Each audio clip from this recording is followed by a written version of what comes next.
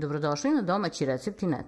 U današnjem videu pripremamo sušene beze kore koje ćemo kasnije iskoristiti za pripremu torti japanski i španski vetar i puslica tortu. Sastojci koji su nam potrebni za sušenu koru su 10 belanaca, 400 g kristal šećera, obično na jedno belance ide 40 do 50 g šećera i jedna kašika alkoholnog sirćeta. Umutit ćemo belanca uz postepeno dodavanje kristal šećera.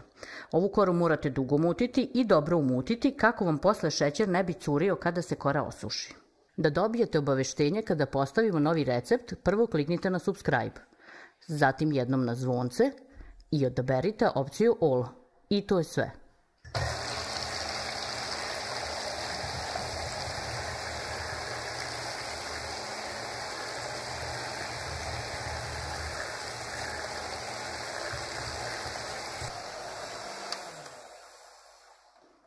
Pošto smo umutili belanca, vreme mućenja je 10 minuta, ko ima onaj samostojeći mikser sa posudom, blago njemu.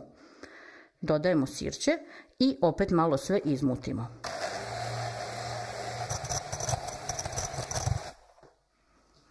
Sirće će pomoći da belance ostane duže čvrsto. I pošto smo umutili, ostaje da stavimo u pleh i rernu uključujemo na 150 stepeni.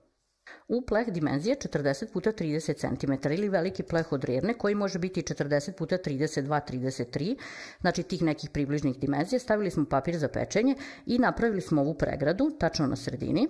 Ovo je super trik, posle ne morate koru da sečete. Ovako možete da uradite sa svim korama koje god da pečete. I sad ćemo staviti ova naša umućena belanca. Već sam rekla, rerna se zagreva na 150 stepeni. Obično se ova kora suši 3 sata na 100 stepeni. Ali pošto uvek negde nešto žurimo, mi taj postupak sušenja skraćujemo, tako da ćemo sušiti 15 minuta na 150 stepeni. Posle toga 20 minuta na 120 i sat i po na 100 stepeni.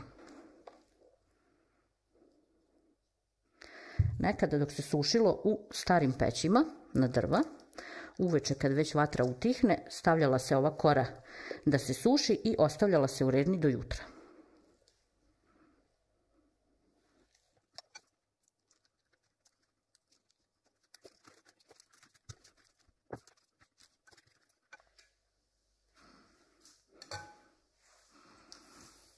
Korica nam je spremna, nosimo je na sušenje.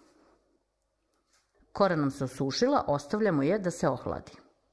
Pošto nam se kora ohladila, nožem smo ovde obrezali ivice, a sad ćemo i makazama iseći ovaj papir.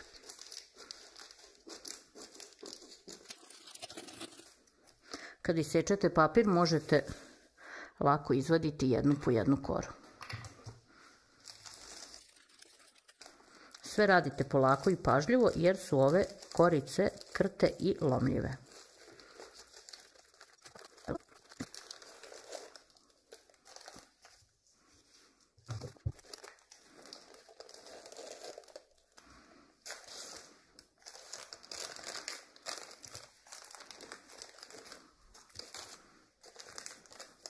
Evo kako su one ispale.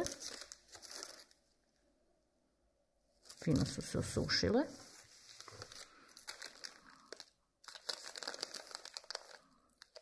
A lako će se skinuti i papir.